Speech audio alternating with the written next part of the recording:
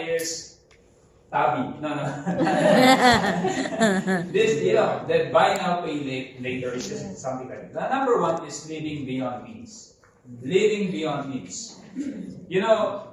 There's always a saying back home says, hanggat maiksi ang pumat, matutong mamalungkot. The problem why people fall into debt and mismanagement of money is because we're not living beyond, or living within our means. What does it mean? It's very simple. The formula is income, expense, and that's the savings or zero, whatever, at least break even. So the reality is that if your expenses are going up, it's either you drive your income to go up, which is more difficult. But if your income is going down or stable, then that means you have to look at your expenses. So in other words, we just have to live within that. The moment you become negative, that's where you start, the downfall starts rather. You know what I'm saying? You get into the trap. The other one is the lack of financial literacy. I told you my story, right? Because financial literacy is not a subject. Even if you take business management, even if you take accountancy, it's not a subject that, guys, I'm going to teach you how to do financial management, personal finance. Much more in other courses. And that's why a lot of people right now, after the debt crisis, became more interested in terms of managing personal finances. And I believe that's one of the many reasons that you guys are here, right? Okay. The other one is greed. Right? When you talk about greed is, this temptation. I was just making fun of the BNPL. It's not, sorry, but Tabi is a good one. But I said, this model is called BNPL. Buy now, pay later. The idea behind this is that you're going to be enticed that, let's say, I have a very good shoes. I have Cloud. Right? I have On, I have Adidas, anything. I have Nike, but I still like this colorway. So and so. I saw my friend wearing this. Start adding, and then your wife, my wife will always say, how many pair of shoes do you need? So it's something like that, that greed. And it also applies to investments. When you're investing, when you start seeing that income is coming in, you start to go, I don't want to, I still want, I want more. Greed sometimes, or most of the time, can also become a reason for us to fall into that trap. The other one is bad practices in handling debts. Have you experienced something like, you try to borrow another, you have to borrow to pay another, debt. And that's what happens, especially, let's be realistic. We are all dependent, our cash flow is dependent with the salary that we receive. And if you lose job, that means that creates a lot of tension in terms of your cash flow. And if you're already in debt, when you lose your job, the reality is that it's so difficult to actually access, lending from financial institutions and start talking to personal, to your friends, families, etc., borrowing money. And then so and so, that's vicious cycle. So that's why we're going to talk about that later on. And then the final thing that I want to talk about is this cultural influence. How many of you have this experience that you feel that you're the Messiah? I OFW ako. There's something that, my family, even the friends of my mom, who has those Meralco connection. Because I am working in abroad. Oh, anak ko nasa abroad. Kailangan tawagan ko, anak. Si auntie, kilala mo ba? Natutulan sila ng Meralco. Baka pwede natin pagawin. Yes, mommy! Utang ka ulit, ganyan. But what I'm saying is that there's no harm of helping. But what I'm saying, sometimes we have this tendency to be the Messiah. We're replacing the position of Jesus in our family, that everything comes from us. So this one is what I call the cultural influence. Now, the thing is that the reason why you're here is, I believe that you really want to experience financial freedom. Freedom from debt, freedom from money controlling you, worries controlling you. Rather, you want to see yourself controlling your finances. And that's what I want to tackle this morning. So I'd like to introduce to you the simple model. The simple model is basically based on the biblical foundation, which is I call your spiritual depth, and the other one is your personal, application or personal depth. So how does it work? Your foundation, meaning to say the core, the foundation of everything is rooted and founded in the Word of God. The way you see your finances is rooted and founded in the Word of God.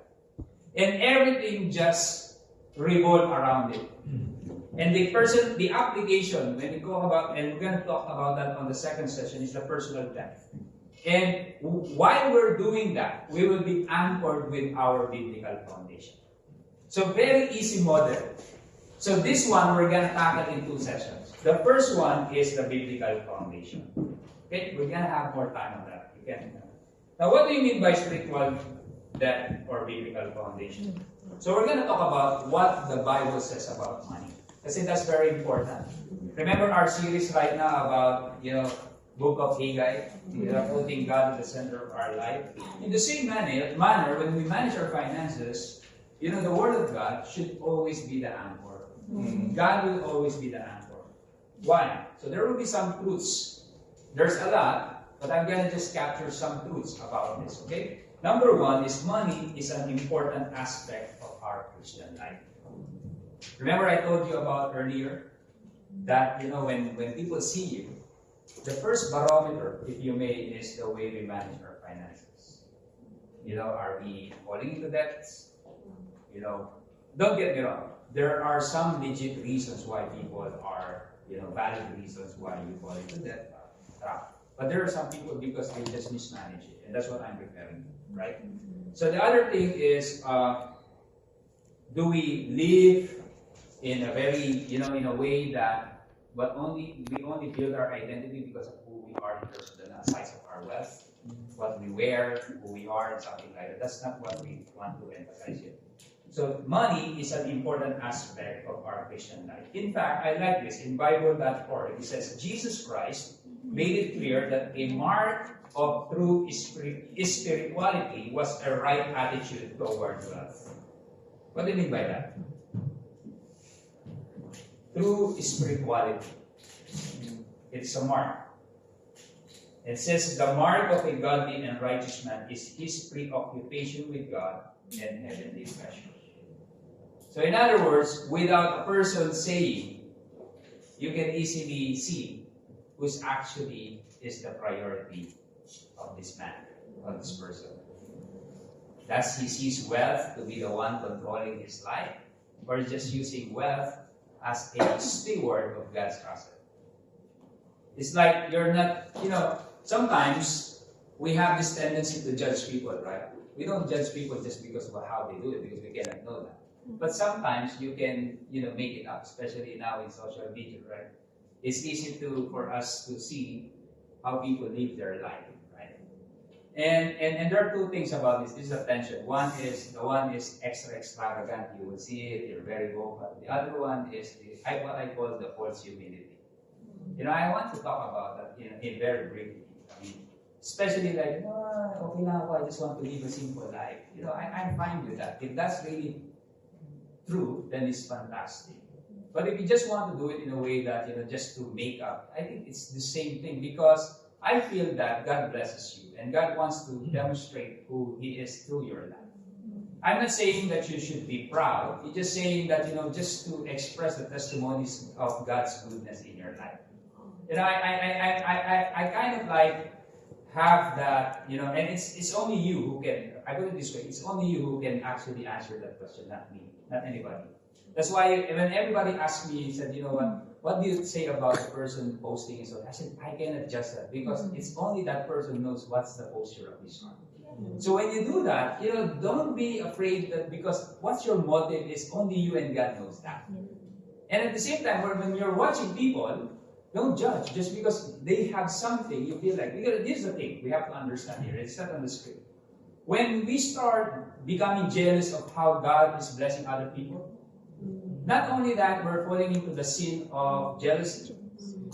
It's also about limiting God's ability to bless all His children. It's like you're saying, Lord, your resources are just few. You already gave it to Kylie. How about me? Don't you believe that God can bless you, highly and can bless you? Because God is abundant. You know, when you talk about these two things about in the Bible, the concept of abundance and scarcity. We live in a life of scarcity. So when you are not with God, in God's kingdom, the idea about wealth and assets and everything is about scarcity. I need to grab more. Because sooner or later, it will run out. So I become greed, I chase the money, I chase the wealth. But if you live in God's kingdom of abundance, that God will provide all our needs according to His riches, then the idea of scarcity goes out. You will be secured about yourself, and you will know that God, if you bless this couple, I know that you will bless me in your own way as well. You guys say? So that's very important. So this particular quote is so important to understand. In fact, Jesus Himself demonstrated that money is a very important topic. Would you believe that 16 out of the 38 parables are talking about money? Kaya nagawa sa ng word ng God, right? And then 1 out of every 10 verses in the New Testament deal with the subject of money.